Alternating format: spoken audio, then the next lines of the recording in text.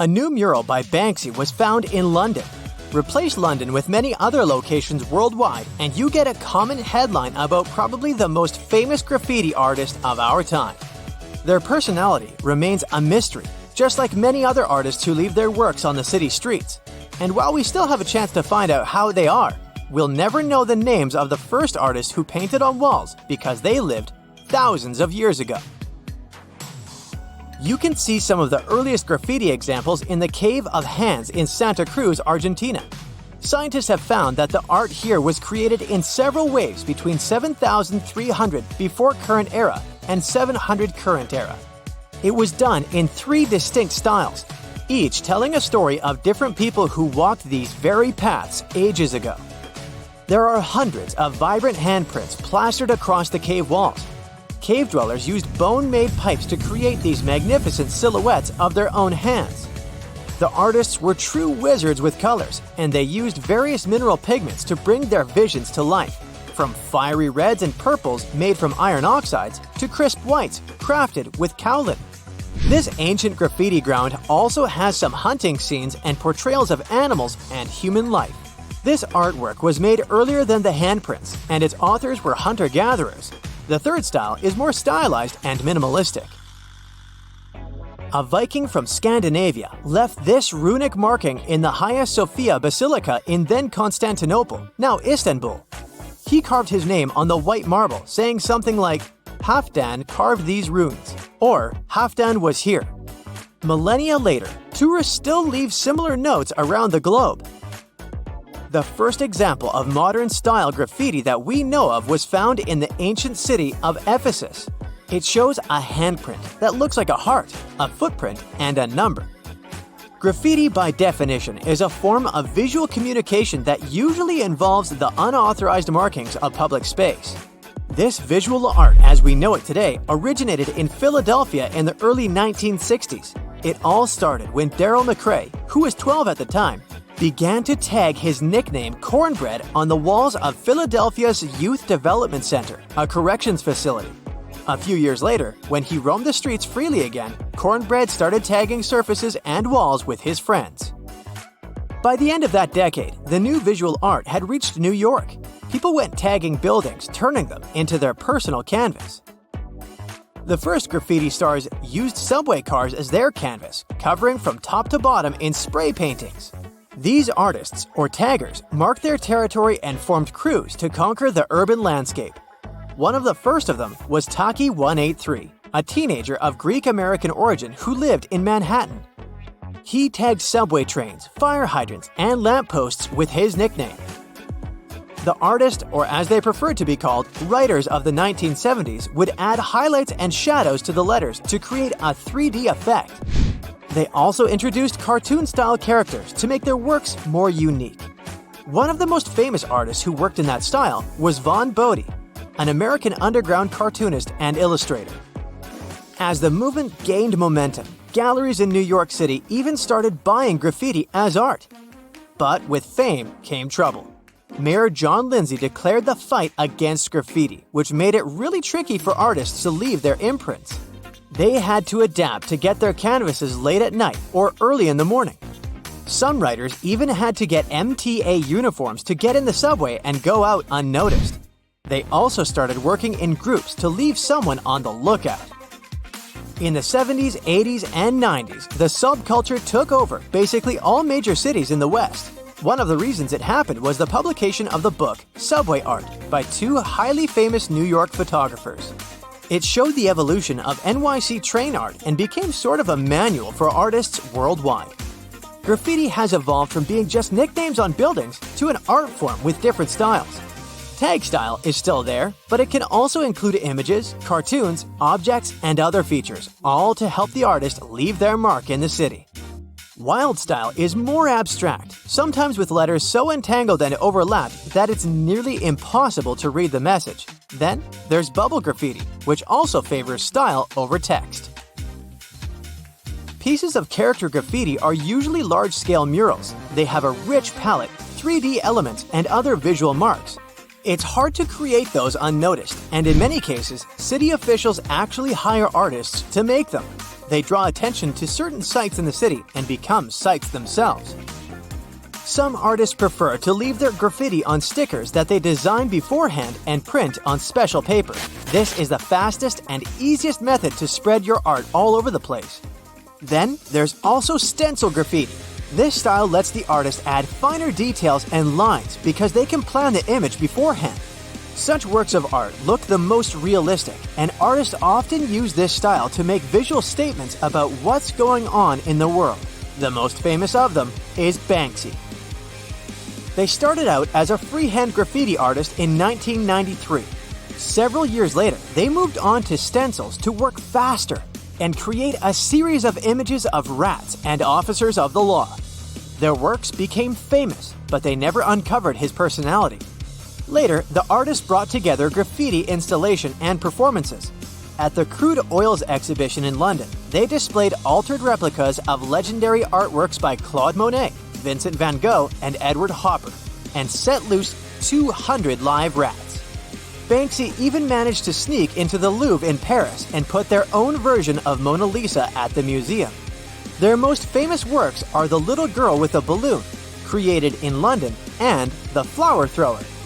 There are many theories about the artist's true identity, from that they live a double life as a leader of a popular band, Massive Attack, to that it's actually a group of artists working in one style. Another famous artist who created graffiti was Keith Haring. He lived only 31 years but left us with around 10,000 pieces of art. Keith grew up in a small conservative town in Pennsylvania and was inspired by cartoons and animations ever since he was little. The artist was also interested in semiotics, trying to figure out how things got their names. His goal was to bring art to the people, and he used chalk to draw on old advertisement boards at the subway. Years later, his art was shown at major museums around the world, but curators in America didn't take his work seriously. His last public work became one of the largest murals in Europe. It's called Tuttomondo, which translates from Italian as All World. Shepard Fairey, an American contemporary artist and founder of Obey Clothing, started his career in art by placing his drawings on skateboards and t-shirts when he was a teenager. He was inspired by the art of Andy Warhol and Diego Rivera, which is clear from his style.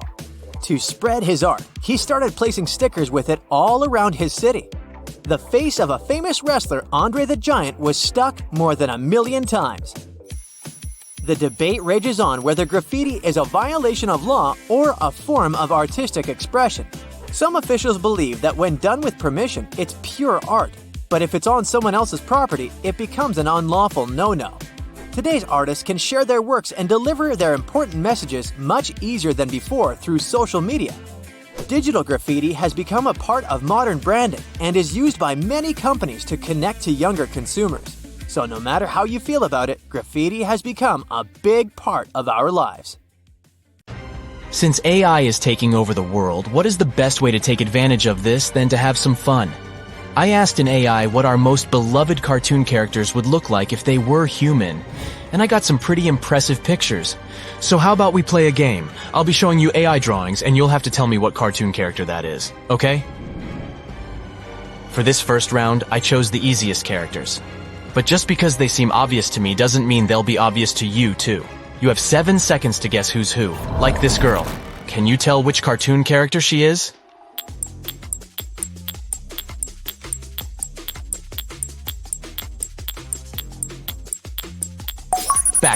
Backpack. It's Dora the Explorer, of course. What about this one?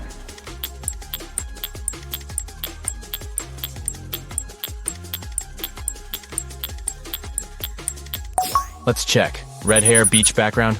It's gotta be Ariel from Disney's Little Mermaid. You just gotta love that movie. And who might that be? Here are some hints.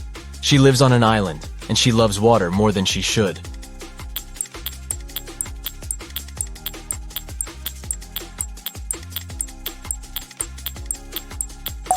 It's Moana. I think I might know her.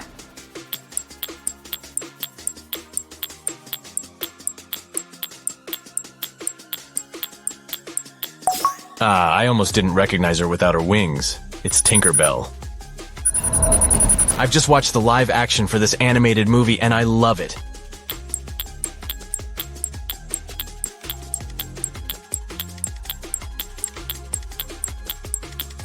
In case you haven't figured it out by the outfit he's wearing, it's Aladdin. I know he's part of a family.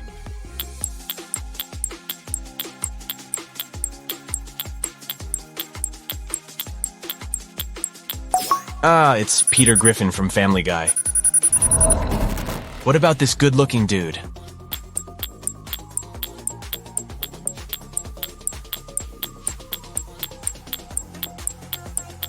I would never guess.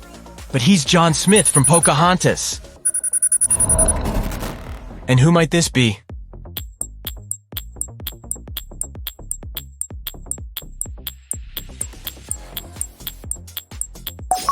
I knew it had to be Bart Simpson. Here's a riddle for you. She sings to birds and she has 7 best friends.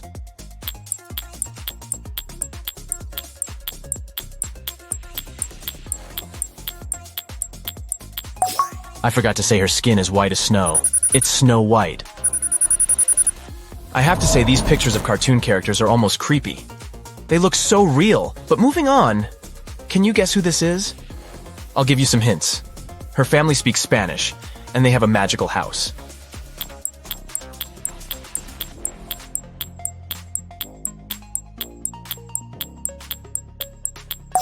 It's Isabella Madrigal. Did you know that Idina Menzel is the voice of this character?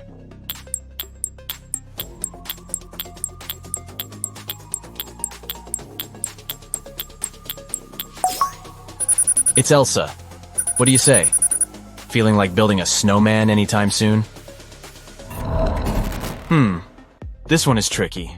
I can tell you she's a villain in a Disney movie. Will that help?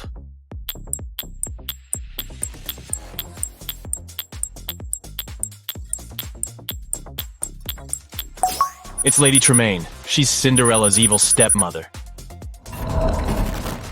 Okay, let's make this a little bit trickier. You have 7 seconds to figure out the next bunch of characters. This guy looks like a crazy scientist.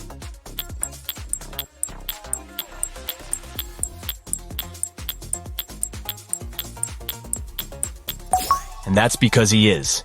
This is what Rick from Rick and Morty would look like if he was a real person. Oh, I love this cartoon. Can you guess who this guy is?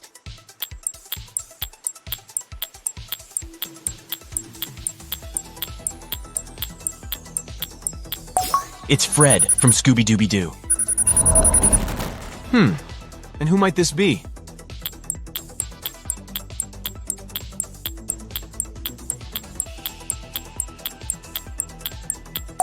Who remembers Kim Possible?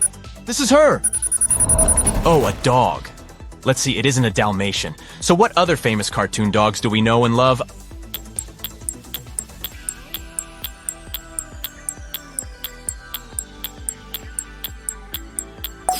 Ah, it's Scooby. Of course.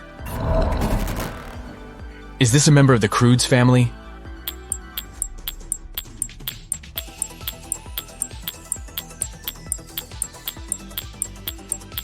It could be, but no, it's Fred Flintstone. Millennials would know this.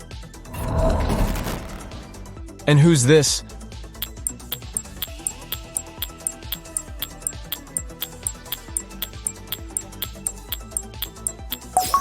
I wouldn't have guessed, but it's Charlie Brown from Snoopy. All I can say is that she has a funny name.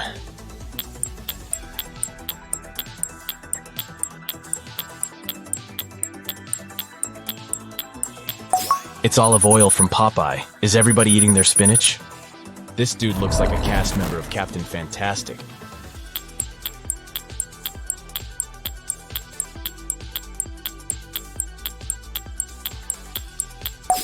But he's Peter Pan. I'm pretty sure I know this guy.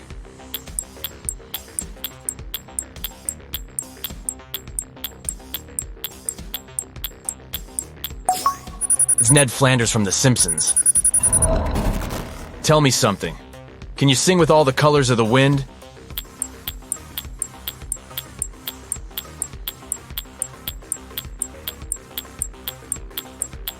You bet this is Pocahontas. And what about this guy?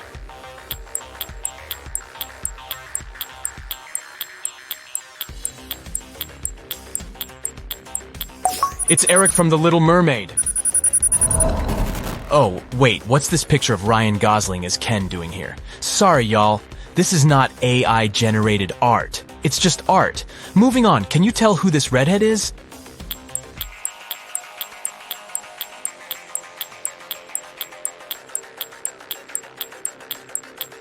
It's not Ariel, so it must be Merida, the main character from Brave. Oh, what's this cute baby doing here?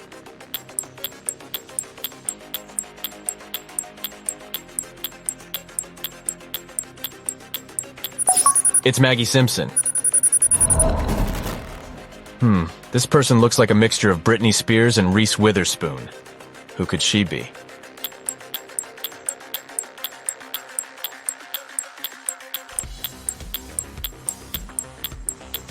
It's Aurora from Sleeping Beauty. Who lives in a pineapple under the sea?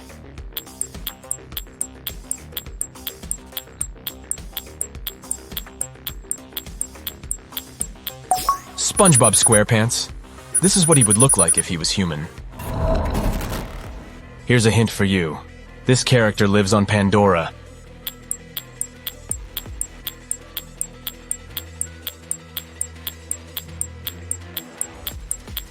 It's Neytiri from the Avatar movie. This girl has a pet cricket.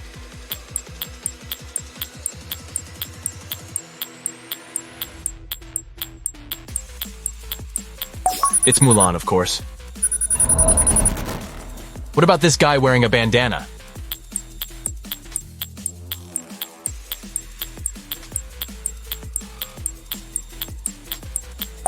I know. Hercules. I almost didn't recognize him without Pegasus, his flying horse. She's pretty, or should I say, she's Belle?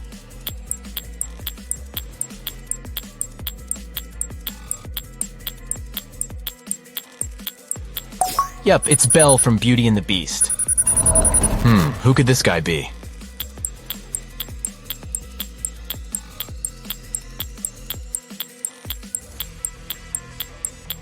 Tarzan? Oh, I wouldn't have guessed. He looks so urban. Who's this guy with a pink beard?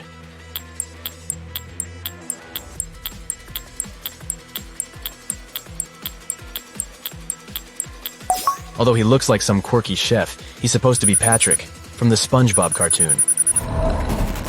And what about this woman that looks like a fairy?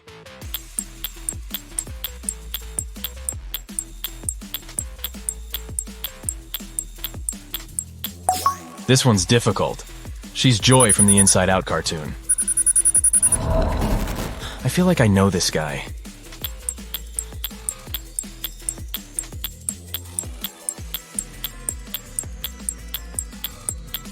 But how could I? He's Winnie the Pooh if Winnie the Pooh was human and not a bear. I think this is another animal character that was turned into a human, right?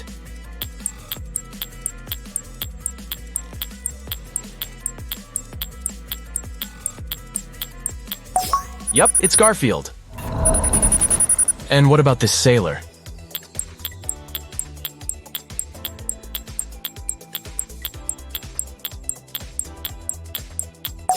It's supposed to be Donald Duck's human form. I have to say, I hope they make live actions of these cartoons. I would definitely watch that. Ah, a grandpa. Which movie is he from?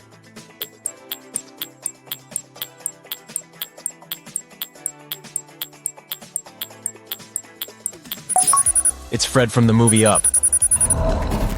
I don't recognize this girl. Can you guess who she is?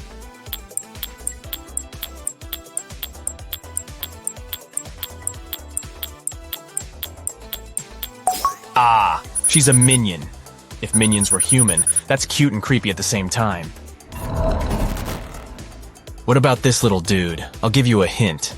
He's a Disney character, and he loves to eat cheese.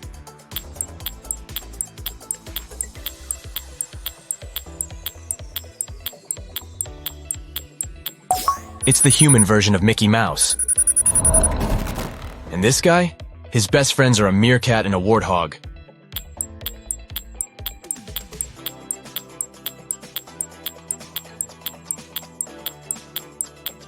This is supposed to be Simba. Hakuna Matata, my friends. What can I say about this character? She's very elastic.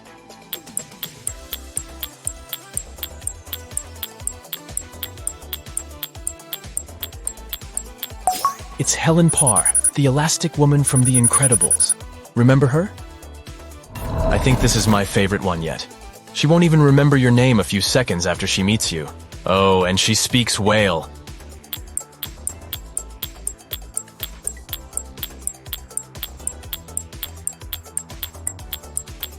It's Dory from the animated film Finding Nemo. We're moving on to the next round, so the rules are changing a little bit. I'll make it more difficult for you to guess who the character is. I'm going to show an object that belongs to a cartoon character, and you'll have to guess which cartoon it is. Got it? Who does this trident belong to?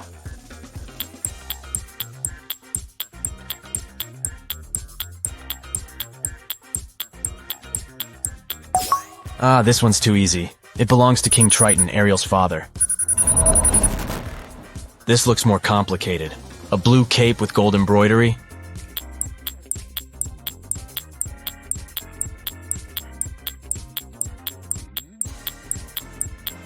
It can only belong to the Beast, right? From Beauty and the Beast. It's his outfit when he dances with Belle in that epic scene. Who could this glass slipper belong to?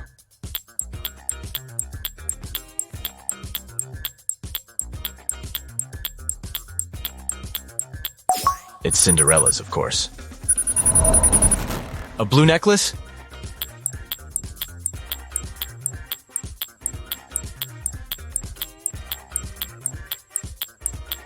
It's from Pocahontas, but only Disney's biggest fans would know that. A tambourine? Who plays a tambourine?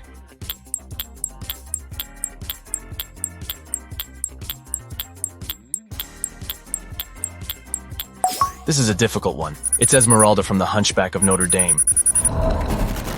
This hat looks like it belongs to a pirate, doesn't it?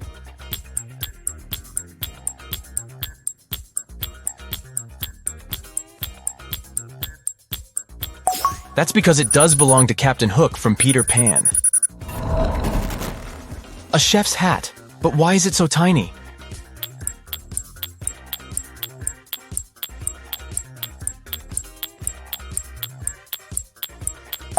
Oh, because it belongs to Remy from Ratatouille, right? Who carries a bow and arrow nowadays?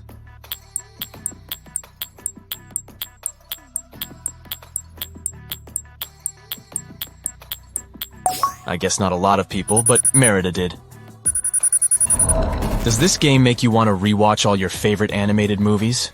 I've always wanted a scooter, but who does this one belong to?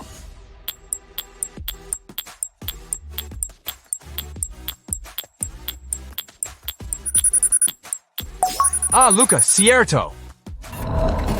I remember this hat.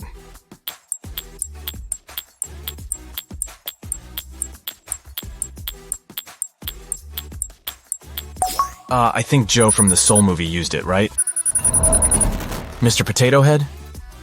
Well, I don't think he belongs to any specific character. But he's from the Toy Story franchise, right? This stick looks pretty important. And prehistoric. Who does it belong to?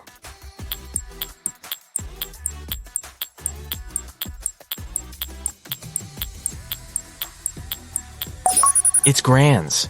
From the Croods movie. You gotta love her. Good job to anyone who's got most of these last questions right. They were pretty difficult. Now, for this next round, how about we play a little bit with our AI generating tools? What would famous people and characters look like if they lived in different epochs? Let's have a look. Who do you think this is?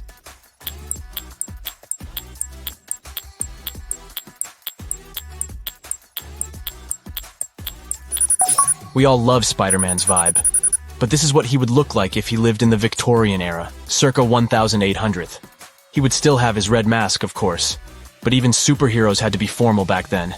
That's why he's wearing a vest with precious-looking gold buttons. And not to mention this Spider-Man has a cape. Those long tailored capes men used to wear. Can you tell which superhero this is?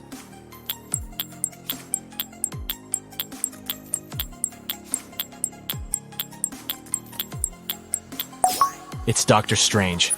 But we've tweaked him a little bit. You see, Doctor Strange already looks like he's from another time period, right? So we made him look like a modern superhero doctor. History is created by real-life superheroes. They don't have any magic powers, but they certainly do some magic in their time. Can you guess who this is supposed to be?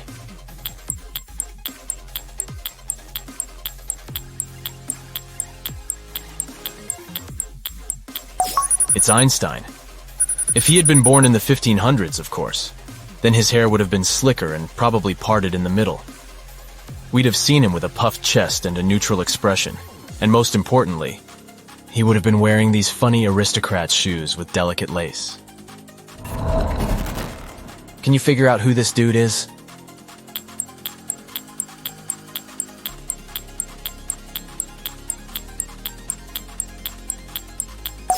It's Beethoven.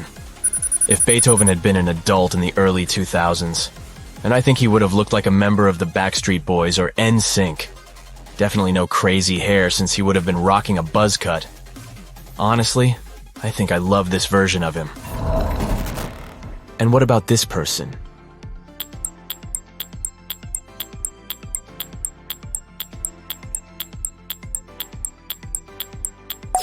Could it be Van Gogh? Yup. Expect that this is probably what he would have looked like if he had been a member of Gen Z. I'll only say that her name is the same as the name of a day of the week.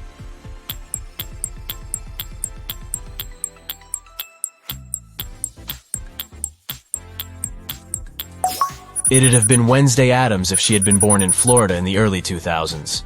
Her hair would have been much lighter in color, and in this multiverse, she wouldn't have been allergic to color. That's impossible if you live in the Sunshine State.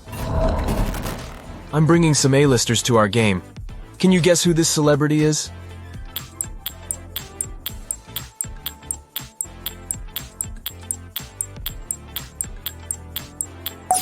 It's Miss Gomez. I mean Selena Gomez. If she had been born in the 1920s, I think she would have been pictured wearing a beautiful polka dot dress with a short hairdo and a cloche hat. What about this guy?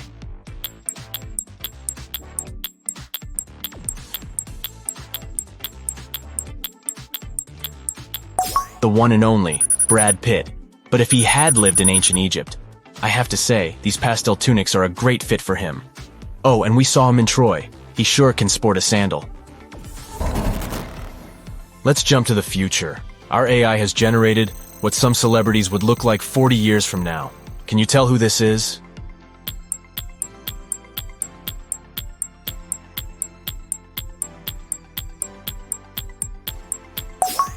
It's Harry Styles if he was 70 years old. I'd say a mix of an aged Jim Carrey with Daniel Craig, maybe. And who might this be?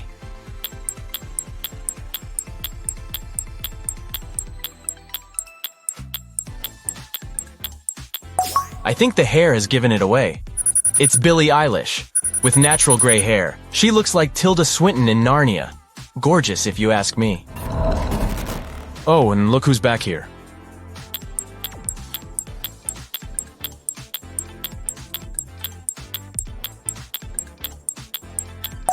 It's the aged version of Ryan Gosling, not by mistake this time. This is it for our AI fun, you lot. I hope you guessed most of these right. See you next time.